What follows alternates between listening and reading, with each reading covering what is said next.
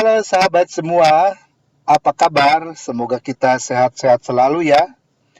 Kali ini kita mengunjungi sebuah negara kerajaan di Timur Tengah yang bertetangga dengan negara Irak, Israel, Lebanon, dan Saudi Arabia, yaitu negara Yordania. Negara yang menjadikan Amman sebagai ibu kota ini menyimpan banyak peninggalan sejarah dan kebudayaan. Dan salah satunya adalah sebuah situs arkeologikal di Ma'an yang bernama Petra. Petra bisa ditempuh sekitar 3-5 jam perjalanan darat dari kota Amman. Lebih lengkapnya kita simak yuk. Dari tempat bis berhenti, kami memasuki gerbang untuk membeli tiket masuk.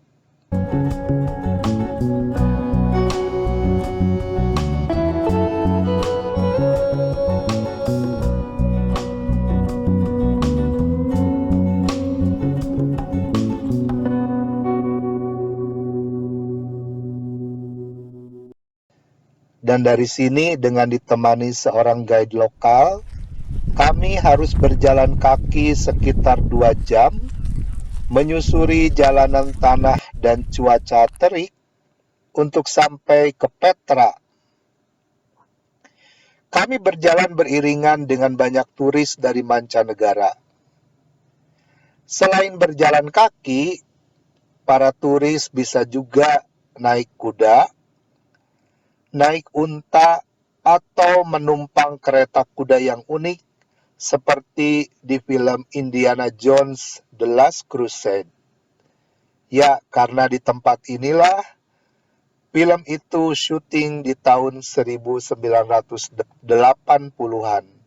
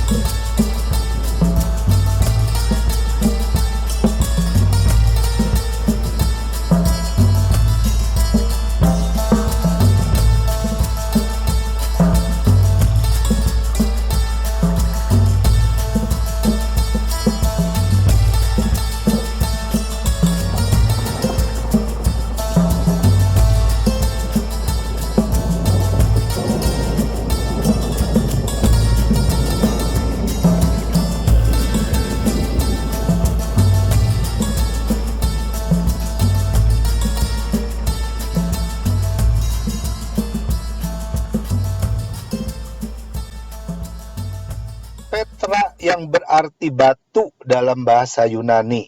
Ini merujuk pada bangunan kotanya yang terbuat dari batu-batu di lembah bercadas di Wadi Araba. Jadi Petra ini adalah kota yang didirikan dengan menggali dan mengukir cadas setinggi 40 meter. Kami terus berjalan mengikuti arus orang banyak. Di kiri kanan mulai tampak bukit-bukit pasir padat sepanjang perjalanan.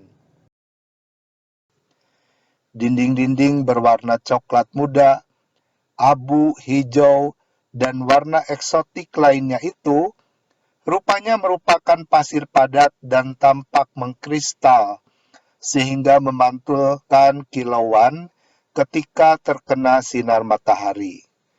Dari pasir-pasir inilah banyak dibuat souvenir yang sangat indah. Cuaca mulai terasa teduh dan berangin ketika kami mulai memasuki celah sempit sebagai akses utama dengan lebar sekitar 2 meter di pegunungan dari arah barat daya atau timur melalui sebuah canyon dengan panjang kurang lebih 1,5 kilometer dan kedalaman 200 meter yang disebut dengan Sik. Petra merupakan ibu kota kerajaan Nabatea, salah satu rumpun bangsa Arab yang hidup sebelum masuknya bangsa Romawi. Didirikan 300-an tahun sebelum Masehi sampai dengan tahun ke-40 Masehi, oleh Raja Aretas keempat sebagai kota yang sulit untuk ditembus musuh dan aman dari bencana alam seperti badai pasir. Lokasi Petra ini sangat tersembunyi di antara bebatuan dan tebing bertingkat. Suku Nabatea membangun Petra dengan sistem pengairan yang luar biasa rumit. Terdapat terowongan air dan bilik air yang menyalurkan air bersih ke kota sehingga mencegah banjir mendadak. Mereka juga memiliki teknologi hidrolik untuk mengangkat air. Di sini terdapat juga sebuah teater yang mampu menampung 4.000 orang. Dan terdapat juga istana makam Helenistis yang memiliki tinggi 42 meter. Sebenarnya, asal-usul suku Nabatea tidak diketahui pasti. Mereka dikenal sebagai suku pengembara yang berkelana ke berbagai penjuru dengan kawanan unta dan domba-dombanya. Warga Petra awal adalah penyembah berhala. Dewa utama mereka adalah Dushara, yang disembah dalam bentuk batu berwarna hitam yang berbentuk tidak beraturan. Dushara disembah berdampingan dengan Alat, dewi bangsa Arab kuno. Mereka sangat mahir dalam membuat tangki air bawah tanah dan mengumpulkan air bersih dan bisa digunakan saat mereka berpergian jauh.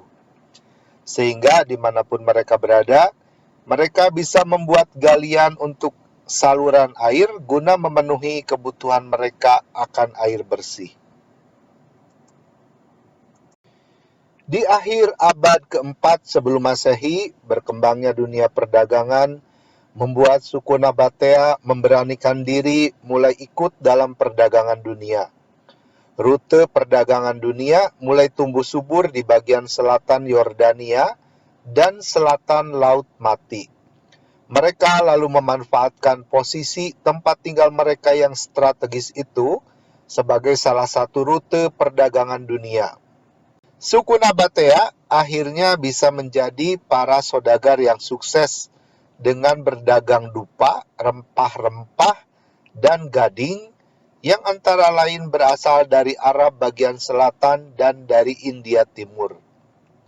Letak yang strategis untuk mengembangkan usaha dan hidup, serta aman untuk melindungi diri dari orang-orang asing itulah alasan utama suku Nabatea memutuskan untuk menetap di wilayah Batu Karang Petra.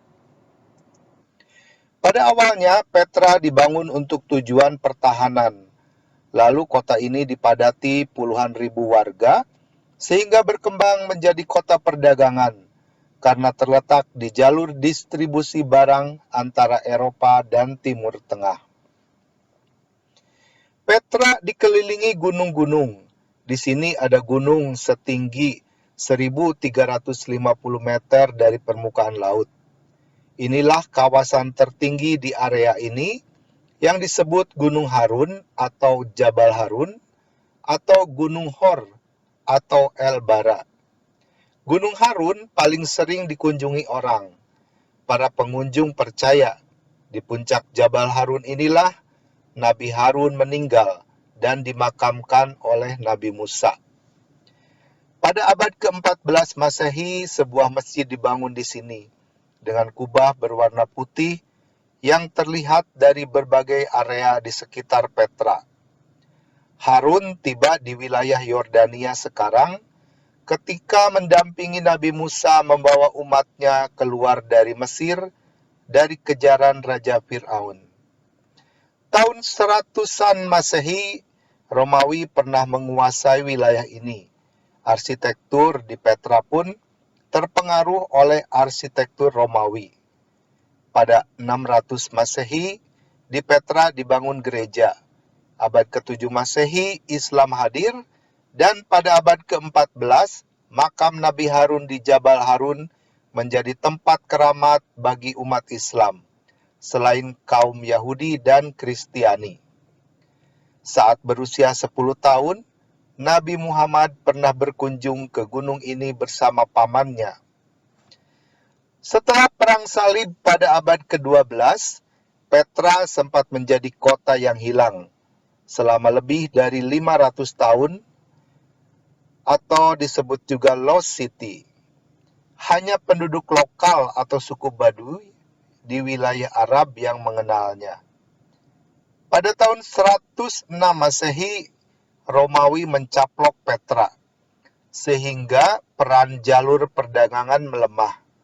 Sekitar tahun 700 Masehi, sistem hidrolik dan beberapa bangunan utamanya hancur menjadi puing. Petra pun perlahan menghilang dari peta bumi saat itu dan tinggal legenda. Barulah pada tahun 1812, petualang Swiss Johann Burckhardt memasuki kota itu.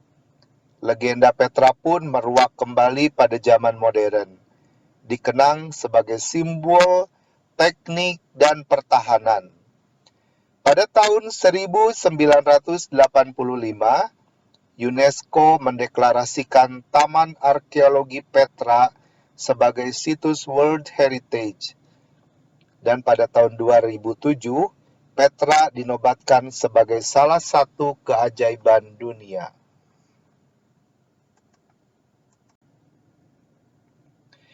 Itulah sekilas cerita tentang Petra. Sampai jumpa di cerita lainnya. Jangan lupa like, subscribe, dan komen supaya channel ini bisa berkembang. Sampai jumpa, salam sehat selalu.